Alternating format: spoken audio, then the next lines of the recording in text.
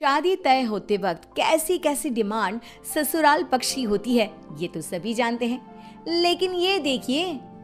नहीं नहीं बहन जी, एक पैसा एक सामान नहीं चाहिए, बस हमें अच्छी बेटी चाहिए, हमारे घर को संभाल ले ऐसी एक अच्छी बहू चाहिए। ईश्वर की दया से हमारे पास किसी भी चीज की कमी नहीं है। अरे ऐसा कैसे, हमारी भी तो एक ही बेटी है। एक एक पैसा जोड़ा था कि इसकी शादी ऐसे करेंगे वैसे करेंगे, लेकिन अब आप बोल रही हैं कि सामान नहीं, पैसा नहीं, कुछ भी नहीं चाहिए। नहीं नहीं, ये तो नहीं हो सकता। देख लीजिए, हमारे घर में तो बिल्कुल जगह ही है, सजाया है, तो प्लीज आप रहने दें। खैर, हो जाती है रिया की शादी आयुष के साथ। शादी के बाद काश मेरे कमरे में बड़ी वाली टीवी होती, मेरे पापा दे तो रहे थे। हाँ तो ठीक है ना, मैं बोल देता हूँ मैनेजर को, वो ला देगा। इसमें तुम्हारे पापा क्या कर लेंगे। रिया को बुरा लगता है कि वो घर में किसी भी चीज पर बाप के पैसों का हक नहीं दिखा पा रही थी। वो माँ को फोन करती है। देख बेटा, तेरे ससुराल वाले तो मुझे पहले ही तेज लग रहे थे। वो तो तुझे नौकरानी बनाकर रखना चाहते हैं। नौकरानी जानती है ना कैसी जिंदगी होती है उसकी। माँ 2 मिनट होल्ड कर, दरवाजे पर कोई है।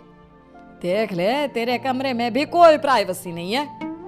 रिया दरवाजा खोलती है। सामने नौकर हाथ में ट्रे लेकर खड़ा होता है। मैम साहब, इन्हें कम चाहिए होती है ना। हाँ हाँ, ओके ओके। रिया कॉफी लेकर दरवाजा बंद कर देती है। समझ रही है ना मैं क्या कह रही हूँ। नौकरानी बनाकर रखा है उन लोगों ने तुझे, और तू रह रही है।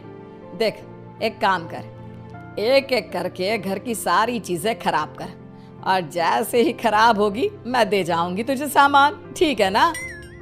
बेटी सोचती है कि वो नौकरानी, लेकिन क्या ज्यादा सोचना, माँ ने बोला तो झूठ थोड़ी ना होगा। फिर क्या, माँ की आज्ञा मिलते ही बेटी रिया लग जाती है काम पर।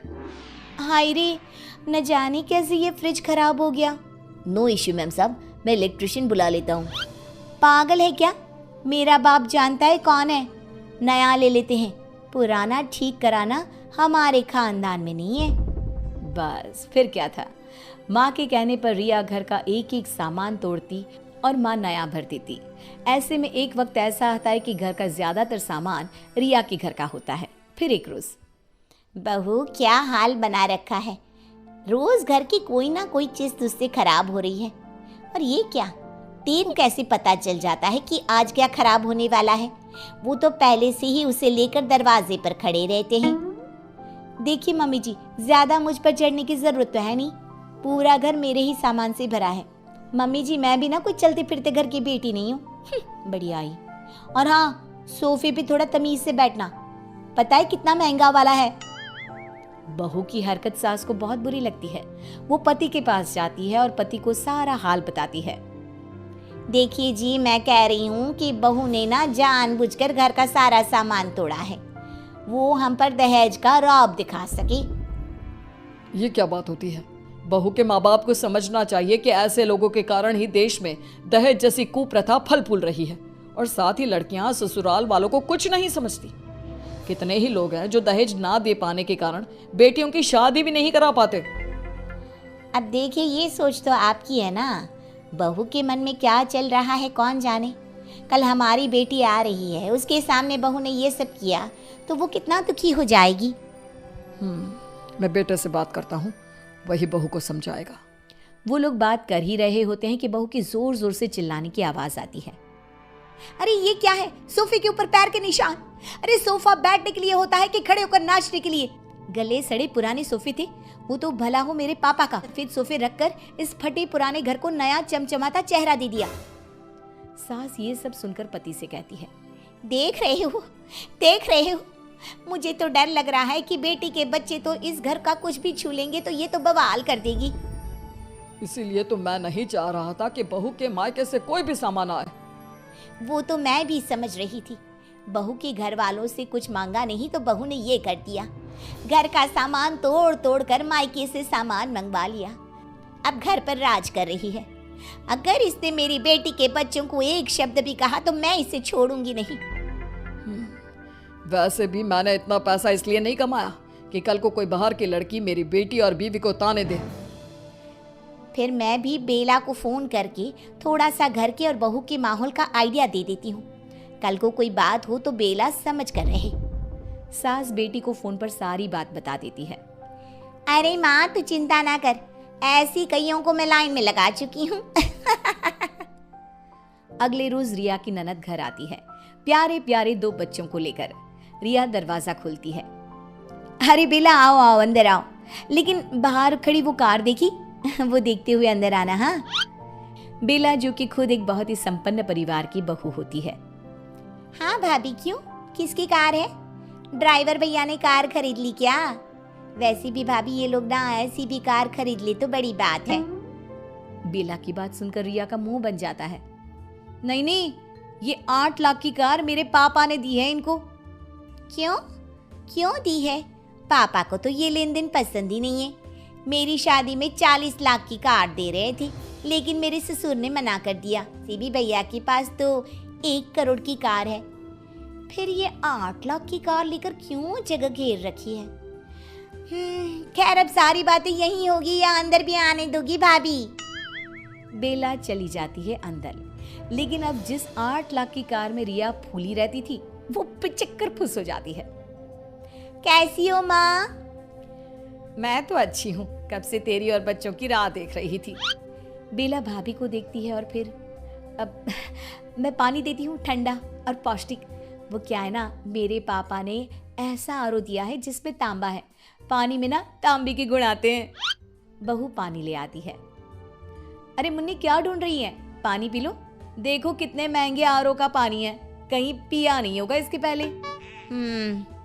महंगा आरओ पानी? भाभी पानी में से तो मरे हुए चूहे की बू आ रही है। ये बोलकर ननद पानी थूक देती है। वही तो, जब से इसके पापा ने ये थका सा आरओ लगाया है, तेरे पापा की भी ना तबीयत ठीक नहीं रहती। इससे पहले वाला आरओ तो मैं लंदन से लेकर आया था। और क्या पापा, मैं भी तो अमेरिका से लेकर आई थी। भाभी वो मुन्नी को फ्रिज का रिमोट दे दो, वो क्या है ना, खुद ही फ्रिज से जो अच्छा लगेगा वो खा लेगी। फ्रिज का रिमोट? लेकिन पापा ने तो डबल डोर वाला फ्रिज दिया है, उसमें कोई रिमोट नहीं है। ननद सर पर हाथ रखकर बैठ जाती है। क्या है भाभी, क्यों आपके पापा ने ये लो स्टैंडर्ड सामान देकर हमारे घर को गरीबों वाला बना दिया? अब मेरी बेटी क्या खाएगी, क्या पिएगी? उसकी तो आदत है 2 करोड़ के फ्रिज से रिमोट से दरवाजा खोलकर खाने पीने की। पापा पापा। हाँ हाँ बेटा, क्या हुआ? पापा क्या जरूरत थी मेरी शादी करोड़पतियों के घर करने की, जब सेम फैसिलिटी मेरे मायके में नहीं दे सकते। अब मैं चली। रिया डर जाती है, शाम को पति घर आएंगे और बहन क्यों चली गई ये पूछेंगे तो। बेला बेला रुको। हाँ बहू, मैं भी वही बोल रही थी, तेरे पापा की तो बड़ी फास्ट डिलीवरी है, सामान पहुंचाने की तुझसे टूटा नहीं कि वहां दरवाजे की घंटी बज जाती थी। तो तेरे पापा को जरा कह देना कि एक रिमोट वाला 2 करोड़ का फ्रिज भेज दे, और वो भी जल्दी। हाँ माँ वो कार भी बाहर देखी मैंने, उसमें तो मैं किसी हाल में ना बैठूं। 40 करोड़ वाली कार चाहिए। जरा जल्दी बोल बहू, बेला चली गई तो बड़ी बेइज्जती होगी।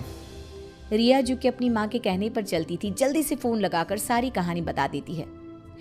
माँ थोड़ा जल्दी कर देना, है ना, एक बार सामान भेज दे, फिर देख कैसे मैं इन लोगों पर अपना रौब जमाती हूँ।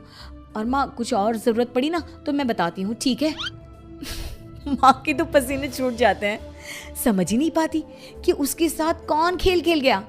कहाँ तो बेटे को राजकुमारी बनाने के लिए ससुराल वालों को जबरदस्ती सामान दिया था, और कहाँ तो खुद भिखारी बनने वाले हालात हो रहे हैं। रिया की माँ अपने पति से सारी बात कहती है। वाह वाह रिया की माँ वाह, बेटी को नेक लोगों का ससुराल मिला तो तू वहाँ आग लगा रही है। अरे देवता लोग है वो, शहर में नाम है उनका। जो सामान तूने उन लोगों को भेजा वो उनके नौकर इस्तेमाल करते हैं। बेचारों ने रिया की कितनी बातें सही, लेकिन हम तक बात भी नहीं आने दी। अब तुम जानो और तुम्हारी बेटी जाने। तो देखा कैसे बसे बसाए घर में माएं बेटियों को बसने ही नहीं देती। भाई ससुराल तो एक समंदर जैसा है, बेटियों को वहां तैरना सिखाएं, ना कि खुद डूबना और ससुराल वालों को भी डुबाना।